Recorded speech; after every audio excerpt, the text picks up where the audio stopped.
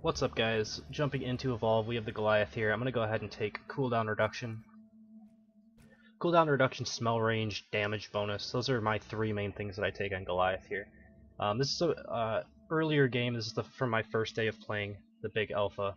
We're going to do some post-game commentary, so this was played then, but it's basically after the Evolve alpha has already ended. So I know a lot more about the game than I did when I was first playing this.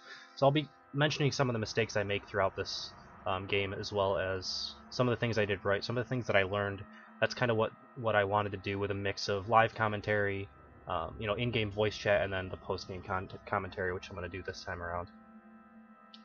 So let's see who we're up against. I have the Goliath locked in. We'll wait for everybody else to lock in and see what they pick. Again, it's from the first day, so we'll probably get some pretty standard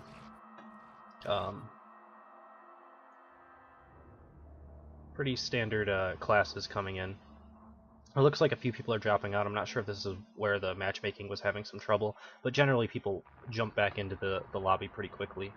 The good thing about Evolve is that when people do drop out, at least in this specific situation, it'll have people jump back in during the game, right? So they don't really stay AI for all that long. So currently, it looks like the first guy is only the support is the only real player, but we'll see. I do the same basic strategy. Let's see if I kind of cover the same ground that I used to in this map. I basically go up to that cave system almost every time, and I do a little bit of sneaking to try to get people off my trail. So let's see if I do any of that here. It looks like I am sneaking a little bit. As you can see right here, I'm sneaking past these birds. I'm gonna go ahead and I think I go into this brush, and it's easy to lose people through the brush. So if you go into a brush when you're sneaking, you don't leave footprints up to the brush, and then sometimes they make the wrong call as to where to go. And then you can start running past the brush, and sometimes it hides your footprints a little bit better. Same as if you're going to go up a mountain and change directions or something like that, it's nice to sneak beforehand. You're getting a little bit of food at the moment as well, and you can see some hunters are connecting right now, and nothing really has happened. So it's good to get a full game going here.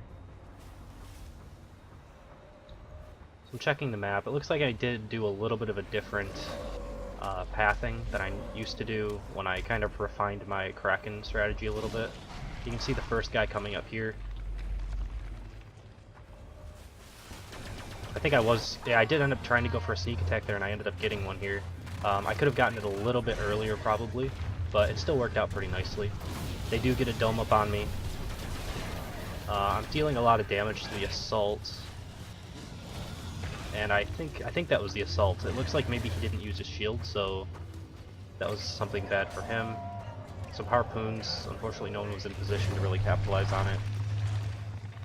It's good to try to lock down a Goliath with like 2 to 3 harpoons in different directions if you can get it that way. And then if the support can hit his orbital strike on top of you, it's really good damage.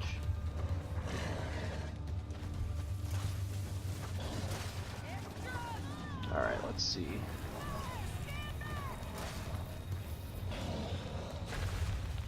So I have I think one down penalty on them right now. That's pretty good for stage 1, and I still have a lot of armor, so I'm in a really good spot. Everything really about the Goliath, in my opinion, is about setting up your flame breath to do as much damage as possible. And the way that I do that is combo. That was actually a pretty good orbital assault, by the way.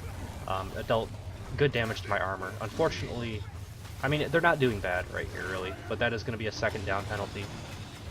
There's a perk there, obviously I can't get it. If I was the hunter squad, I would go ahead and take that, since you're really close to it anyway. You do kind of want to chase the person after they engage like this, though.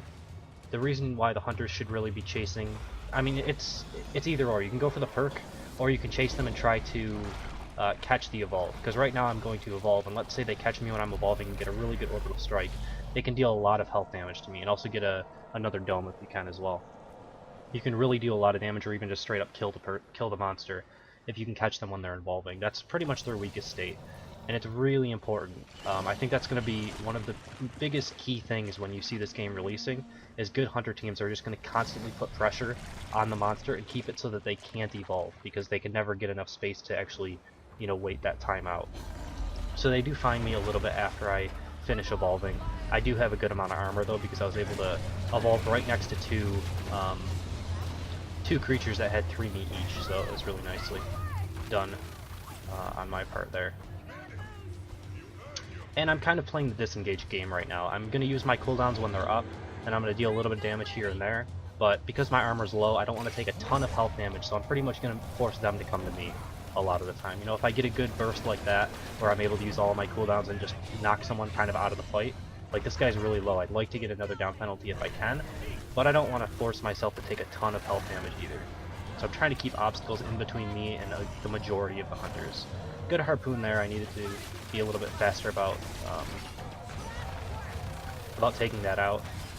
Maybe a mistake to re-engage here, but I am going for another down penalty, so it's okay. And since I managed to get one, that little bit of health damage I took is negligible, really. At this point, I've probably already won this game. I'm really far ahead because they have 4 or 5 down penalties, and I've only taken less than 1 bar of health, so it's really good. And yeah, as I said before, it's really key as the Goliath to set up your pounce and your charge to knock the hunters off balance so that you can deal as much damage with your flame breath as possible. Even if they manage to dodge the pounce or the charge, they're going to be using a lot of jetpack to do it, so when they do finally fall back down, you can get a really good flame breath on them and deal a lot of damage. But comboing those 2 abilities together can knock people down to almost getting a down, you know, just straight up from there. I'm not really a big fan of rock throw. 1, because I don't really aim it all that well, and 2, because I don't think it combos well with the other abilities, and also the animation is so long that it allows the hunters to deal a lot of damage to you, because you're pretty much just standing still as you're either aiming it, or even if you just let it go instantly and don't aim it hardly at all, picking up out of the ground and throwing it is probably the longest animation in the game, I think. Out of pretty much everything. Obviously evolving takes more, but that's, you know, a mechanic in the game, rather than just a basic ability like this. So that's why I don't normally take rock throw. I took it my first Goliath game. I took it, I think, my second Goliath game, which is my only loss as the monster in the alpha. And I think that was an contributing factor to my loss, as well as I went for a rock throw at the same time that, you know, luckily a support threw down their orbital barrage, and I took a ton of damage at stage 1. So I think that's why I ended up losing that game. I don't remember exactly because it was obviously a long time ago. And I'd played a ton of games. That wasn't a very good orbital barrage. It wasn't terrible timing, but I think he just messed up the aiming of it a little bit there, because I was harpooned for a decent amount of time, and I think that's pretty much the key point when you want to go ahead and use that orbital barrage, is when you're harpooned. I think that's, you know, harpoon, and then also sometimes you can get really good shots if you can predict where the monster's going to be escaping to. When the dome comes down, you can do it right in front of them, and they have to run through it. They take a lot of damage from a couple hits, but definitely when they get 1 or 2 harpoons, or even 3 harpoons stuck on them, it's a great time to use that ability, and I think it's probably one of the strongest abilities in the game if you use it correctly. That's why I actually prefer Hank over Bucket, is simply because of that ability. And also the shielding is really good as well. I think Hank comes with a better skill set. Bucket's nice to keep. I guess maybe Bucket's nice for people who don't really know how to track the monster properly. I mean, I'm not even that great at it, right?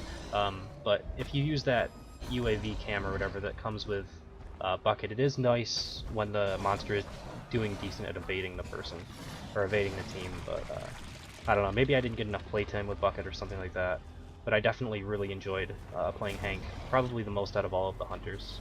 So it looks like here I'm going for a sneak attack a little bit here, and I see 2 of them grouped up, gonna go for it. I hit both of them, which is really good, and then lead in with a charge on top of that, and then the flame breath to follow it up.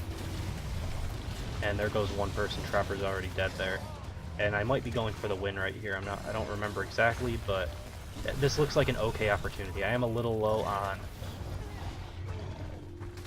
a little bit low on armor, but since they already have one person dead, I can pretty easily go for this. I stuck to the assault a little bit too much. One thing to note about Hank's shield is it's based on when the person is taking damage, so the shield won't actually degenerate all that fast unless you're actually dealing damage to the hunter.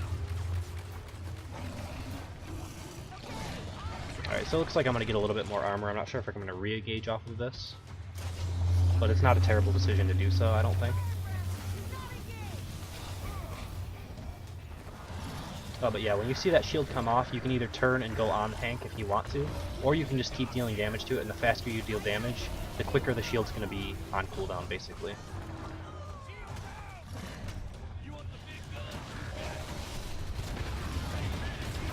So, good orbital barrage. I actually take a decent amount of health damage there, but they're all just so low.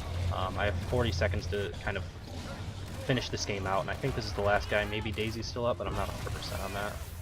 This might just be the last guy right here. It looks like Daisy is up. And it looks like they're on top of the hill here. There's Daisy. Go ahead and just breathe fire. Maybe bugged out, I'm not sure. Maybe just didn't know what to do at this point, but yeah. Once it's just Daisy, it's pretty easy to finish it up. And there's the win. Take a look at the player progression and the replay, and then we'll finish this game out and have another one for you in probably a day or two. You guys can give me feedback if you like the post-game commentary as well. Obviously, this is probably going to be the majority of what you'll see, simply because a lot of the games I was learning the game, so I wanted to play without doing commentary and just kind of learn it myself and then do commentary afterwards. Leveling a couple things up here.